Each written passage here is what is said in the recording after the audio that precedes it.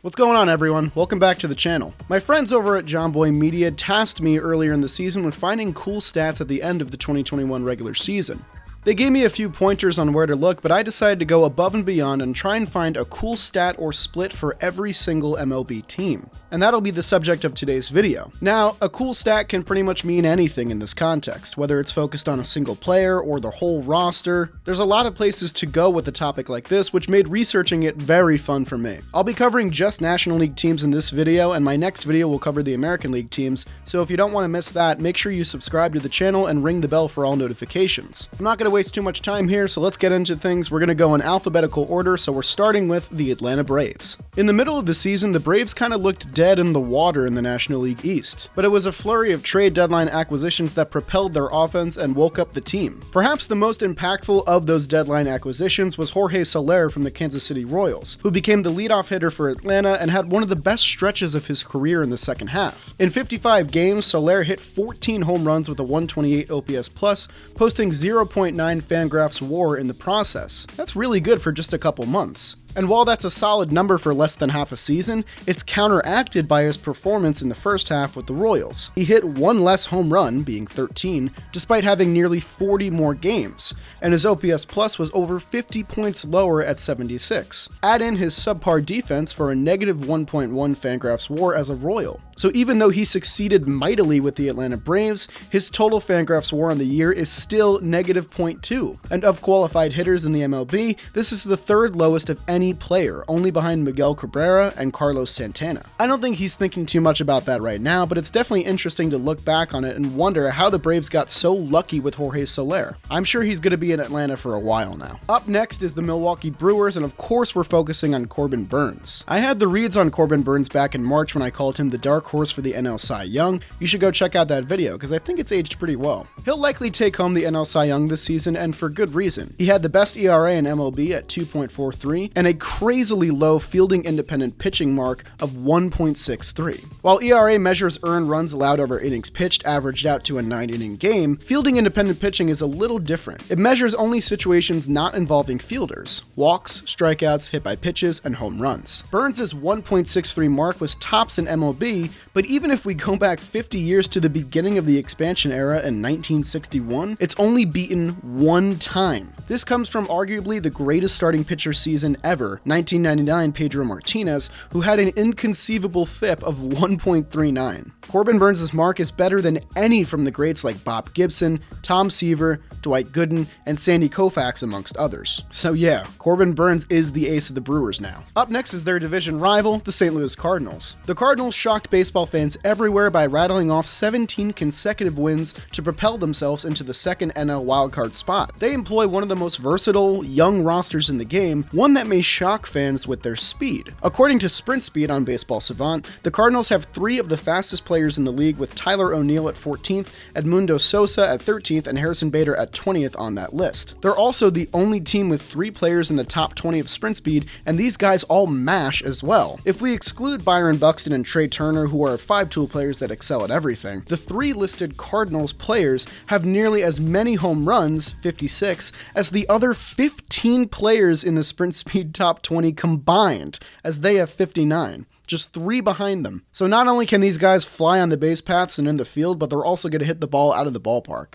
Up next, we have another NL Central team in the Chicago Cubs. Remarkably, the Cubs somehow improved in every team offensive category after the trade deadline when they disassembled their core. A big contributor to this success was Frank Schwindel, who made the most of his first real shot at everyday playing time. Frank Schwindel is the first player with 13 home runs and a .350 batting average through 50 games with the franchise since Matt Holliday joined the Cardinals in 2009. And of the 56 games he played as a Cub this year, he had 30 multi-hit games. So he registered multiple hits in over half the games he played in Chicago. Long live Frank the Tank. Up next is the Diamondbacks, who had an abysmal season, but with a bunch of losses comes a lot of fun scenarios, including position players pitching on the mound. The Diamondbacks compiled 5 innings pitched from position players this year, with Asdrubal Cabrera, David Peralta, Brian Holiday, Josh Reddick, and Wyatt Matheson all taking the mound. That was the most of any ball club this year, which isn't exactly surprising. Up next is the titan of the National League, the Los Angeles Dodgers. Everything is all good and well in Dodgerland all the time and has been for the past decade, so I feel no burning overwhelming need to give those fans stats to smile about. This is me just being a little bitter, so sorry, Dodgers fans.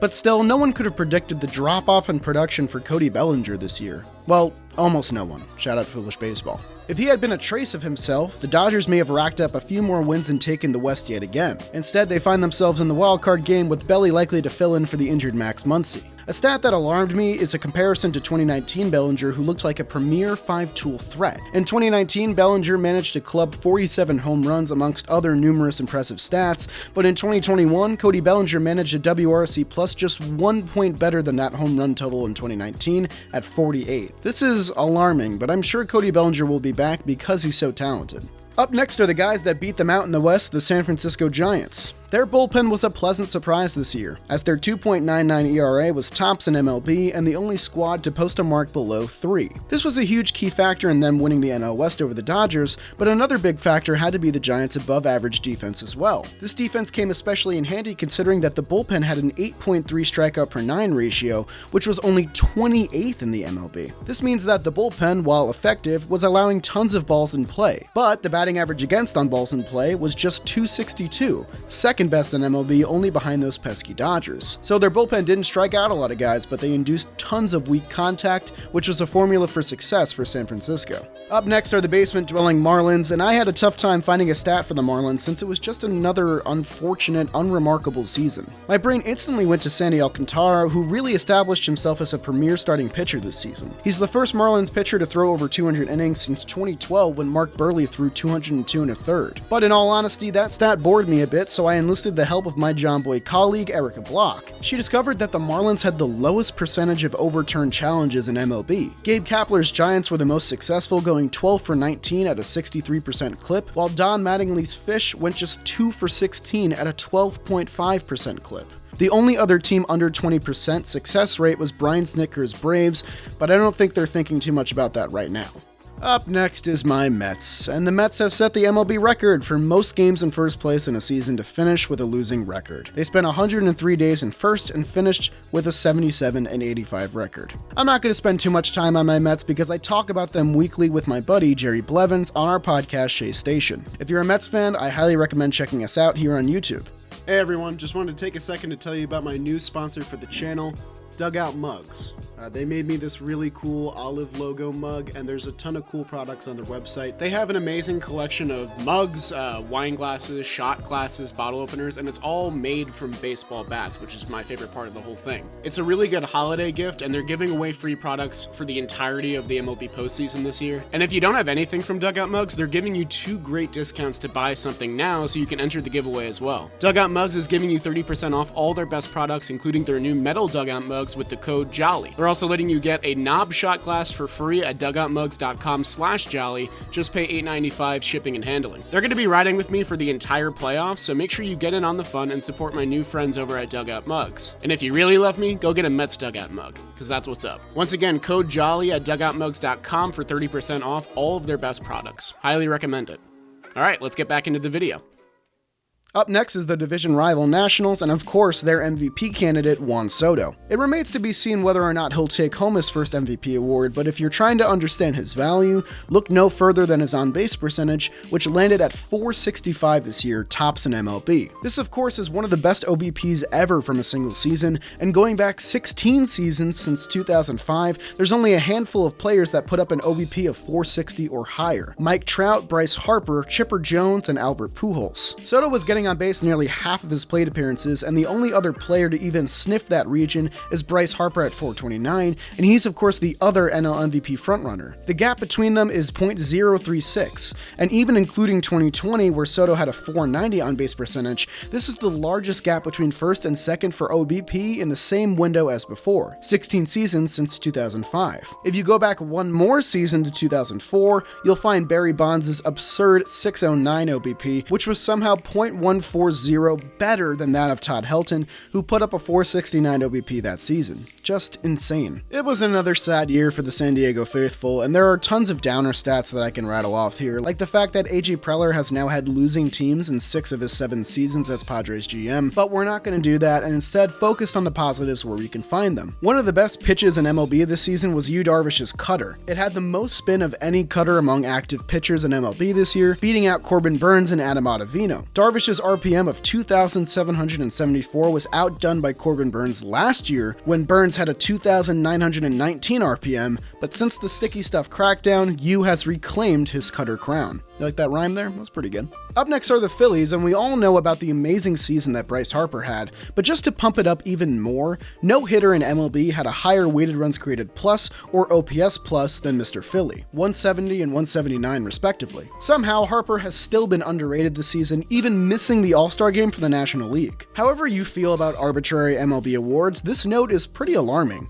especially considering that the history of stat leaders and their tendency to make All-Star teams with ease. The last player to lead the league in WRC plus or OPS plus and missed the All-Star game was Jim Thome for the Cleveland Indians in 2002. Thome had a 189 weighted runs created plus, 197 OPS plus, and finished 7th in MVP voting, yet didn't get the nod to play for the AL. Up next are the young, promising Buccos, and while it was another forgettable year for the Pirates, they did see the rise of some of their promising young prospects this year, including O'Neal Cruz at the very end of the season. Cruz looks to be a generational shortstop talent, which means it finally may be the end of the Kevin Newman era in Pittsburgh. Newman has always confused me as a player, being that he has a very traditional approach to hitting and has a dependable glove, yet never seems to put together effective seasons. This year he had another head-scratching stat, being that he had the lowest strikeout percentage of all qualified hitters in MLB at 7.4%. But with all the contact that he made, he yielded just a .236 batting average on balls in play. So because of this, Kevin Newman also had the lowest weighted runs created plus of all qualified hitters at 54. The lowest WRC plus and K percentage aren't things I'd consider a pair that makes sense, but that's Kevin Newman for you.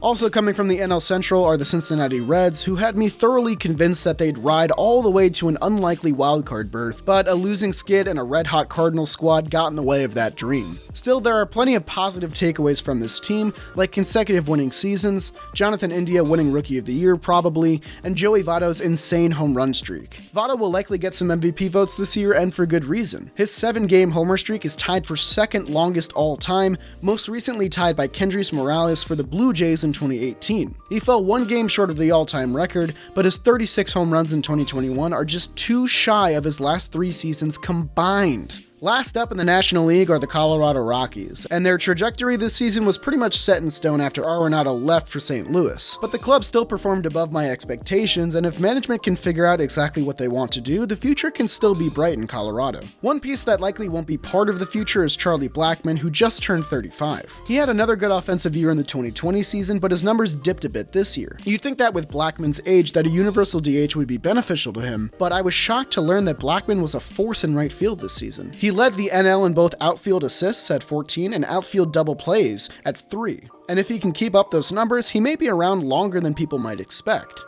And there you go, 15 interesting stats for 15 National League teams. I hope you guys enjoyed this video, and if you have a stat of your own that I didn't mention, make sure you leave a comment down below letting me know what that is. And part 2 with the American League teams should be coming out soon. Once again, if you don't want to miss that video, make sure you subscribe and ring the bell for all notifications. But that'll do it for this video. I'm the Jolly Olive, and I'll see you guys next time.